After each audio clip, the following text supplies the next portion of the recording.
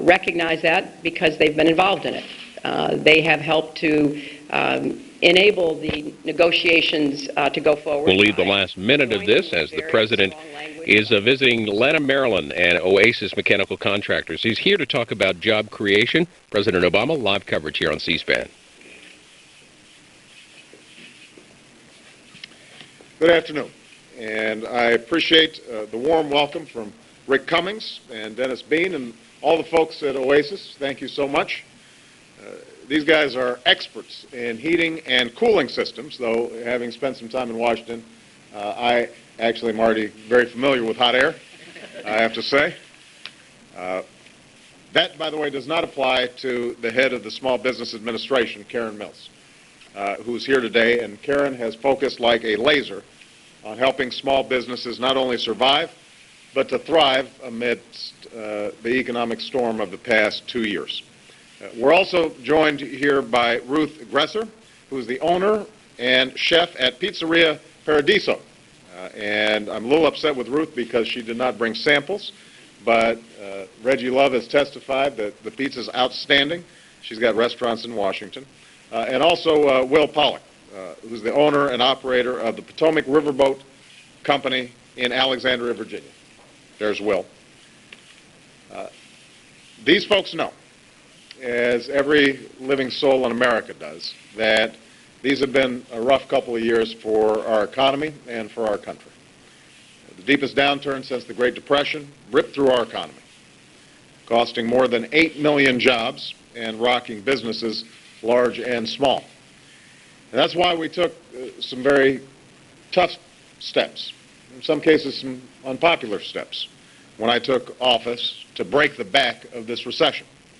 And today we received additional news suggesting that we are climbing out of the huge hole that we found ourselves in. Last January, the month I took office, almost 800,000 Americans lost their jobs. Today we learned that job losses for this January were 20,000. The unemployment rate dropped below 10% for the first time since the summer. Manufacturing employment grew last month for the first time in 3 years, led by increased activity in the production of cars and trucks and auto parts. Now, these numbers, while positive, are a cause for hope but not celebration, because far too many of our neighbors and friends and family are still out of work. We can't be satisfied when another 20,000 have joined their ranks and millions more Americans are underemployed, picking up what work they can. It is encouraging the job loss in January was a small fraction of what it was a year ago, and that the unemployment rate last month went down and not up.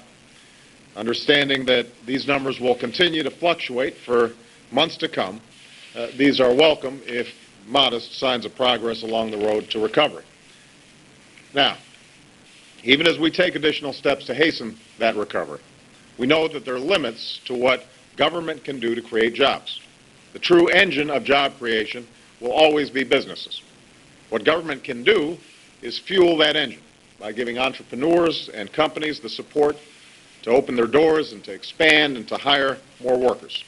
That's exactly what this administration intends to do and what we've been doing working with the SBA and Karen Mills. We're starting with small businesses because that's where most of the new jobs do. Over the past 15 years, small businesses have created roughly 65% of new jobs in America. These are companies formed around kitchen tables in family meetings, formed when an entrepreneur takes a chance on a dream, formed when a worker decides it's time she became her own boss. And it's worth remembering every once in a while a small business becomes a big business and then changes the world. And that's why last week I proposed a new small business tax credit, $5,000 for every new employee you hire this year.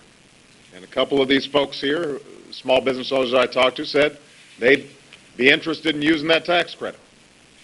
This week, I proposed a new small business lending fund that would take $30 billion of the fund originally used to rescue big banks on Wall Street and use it to provide lending capital, community banks on Main Street. And I know that we've got Capital One Bank here that's been a lender to Oasis, and uh, Capital Bank, excuse me, and we appreciate the good work that you've done supporting this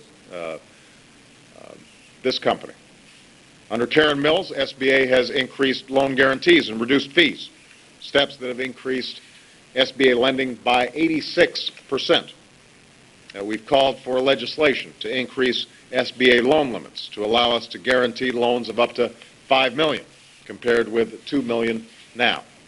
And today I'm taking yet another step to assist small business owners get the capital that they need to grow and to hire. I'm proposing legislation that allows firms to refinance their commercial real estate loans, their mortgages, under the SBA. Right now, even companies with great credit histories are facing challenges refinancing at what are historically low rates. Property values have fallen and lending has dropped.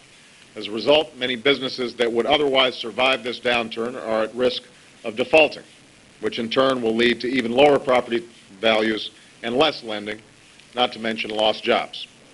In addition, I'm also proposing that we increase the limits for SBA loans used for lines of credit and working capital, something that I know could benefit Ruth's business and countless others. And the truth is, the economy can be growing like gangbusters for years on end, and it's still not easy to run a small business. It's not easy to stay ahead of your competitors. It's not easy to keep your costs down, to do right by your employees, to constantly innovate and adapt in a changing world. Talking to Ruth, it reminds me it's not easy keeping up with health care costs. And so Ruth is very anxious to see health reform passed so that small businesses can pick up the cost for their employees. And in this deep and lasting recession, a hard job has been that much harder, because for much of the last year, people weren't buying and customers weren't calling and banks were not lending. But even in the face of these obstacles, even in these tough times, all across the country, there are people like Rick and Dennis and Ruth and Will who haven't given up. You guys wake up every day and seek a way to safely navigate these troubled waters, to fulfill your obligations to your families and to your employees and your customers. And in that determination, that resolve, you embody what's best in America, and you keep making America stronger. Next week, Congress will start debating many of the jobs proposals I've outlined today and in recent days, many of the proposals to benefit small business, many of the proposals to spur hiring. If there are additional ideas from either party, I'm happy to consider them as well.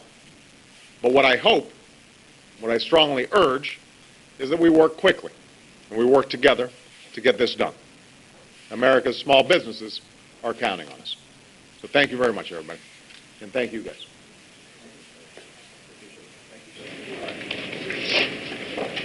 Thank you, guys.